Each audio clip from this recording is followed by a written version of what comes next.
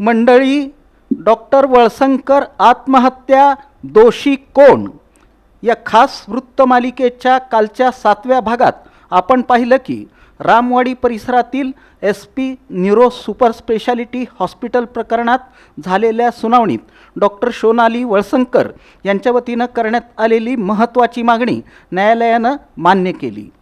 मंडळी, आज 8व्या भागात पाहूया नाण्याची दुसरी बाजू। डॉक्टर उमा वळसंकर यांनी दिवाणी न्यायालयात दाखल केलेल्या दाव्यात डॉक्टर सोनाली वळसंकर तसंच त्यांच्या आईवडिलांचा SP न्यूरो सुपर स्पेशालिटी हॉस्पिटलशी कोणताही कायदेशीर संबंध नसल्याचा दावा केला। मात्र शुक्रवारी झालेल्या सुनावणीत डॉक्टर सोनाली वळसंकर यांच्या वतीनं ॲडव्होकेट शशांक साबळे यांनी महत्त्वाची बाजू मांडली। त्यांनी दिवंगत डॉक्टर शिरीष वळसंकर यांनी केलेल्या कथित मृत्यूपत्राची मूळ प्रत तसंच SP न्यूरो सुपर स्पेशालिटी हॉस्पिटलच्या भागीदारीशी संबंधित मूळ कागदपत्रे न्यायालयात सादर करण्याची मागणी केली। न्यायालयानं ही मागणी ग्राह्य धरत संबंधित कागदपत्रे सादर करण्याचे निर्देश दिले। त्यामुळं आता या प्रकरणातील 1 ऑगस्ट रोजी होणाऱ्या सुनावणीकडे सर्वांचं लक्ष लागलं आहे। दाव्यानुसार रामवाडी येथील सुमारे 55,000 चौरस फुटांची व्यापारी इमारत ही डॉक्टर उमा वळसंकर आणि दिवंगत डॉक्टर शिरीष वळसंकर यांच्या संयुक्त मालकीची होती।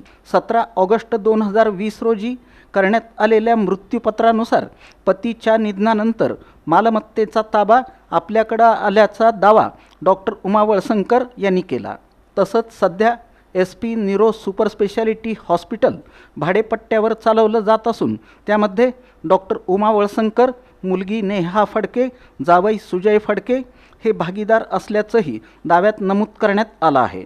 दरम्यान या प्रकरणावर वैद्यकीय क्षेत्रात आणि शहरात विविध प्रतिक्रिया उमटत आहेत।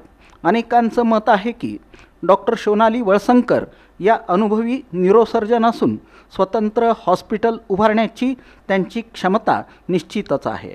मात्र मेंदू आणि मणक्याच्या मोठ्या शस्त्रक्रिया करणारं अत्याधुनिक न्यूरो हॉस्पिटल उभारणं ही अत्यंत खर्चिक आणि वेळखाऊ प्रक्रिया आहे। आधुनिक operation theatre, ICU, post operative care, प्रशिक्षित मनुष्यबळ आणि आवश्यक वैद्यकीय सुविधा उभारण्यासाठी मोठी गुंतवणूक तसंच अनेक वर्षांची मेहनत लागते। त्यामुळं त्यांनी वळसंकर हॉस्पिटलमध्ये केलेल्या अनेक वर्षांच्या सेवेला आणि योगदानालाही महत्त्व असल्याचं मत व्यक्त केलं जात आहे। याचबरोबर डॉक्टर सोनाली वळसंकर या विवाहानंतर अनेक वर्षे हॉस्पिटलच्या वर असलेल्या निवासस्थानी आपल्या कुटुंबासह राहत होत्या आणि त्यांनी याच हॉस्पिटलमध्ये वैद्यकीय सेवा दिली। हे शहरातील अनेकांना माहिती असल्याचा दावा त्यांच्या समर्थकांकडून केला जात आहे। त्यामुळं त्यांचा हॉस्पिटलशी कोणताही संबंध नव्हता हा दावा वस्तुस्थितीशी विसंगत असल्याचंही काहींचं म्हणणं आहे। या प्रकरणात नेमकं सत्य काय? दिवंगत डॉक्टर शिरीष वळसंकर यांच्या मृत्यूपत्रात काय नमूद आहे? हॉस्पिटलच्या भागीदारीची खरी स्थिती काय आहे आणि मालकी हक्कासंदर्भातील कागदपत्रे काय सांगतात?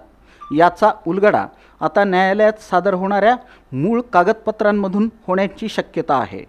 आता या बहुचर्चित प्रकरणाची पुढील सुनावणी 1 ऑगस्ट रोजी होणार असून न्यायालयात सादर होणाऱ्या कागदपत्रांवर या प्रकरणाची पुढील दिशा अवलंबून राहणार आहे।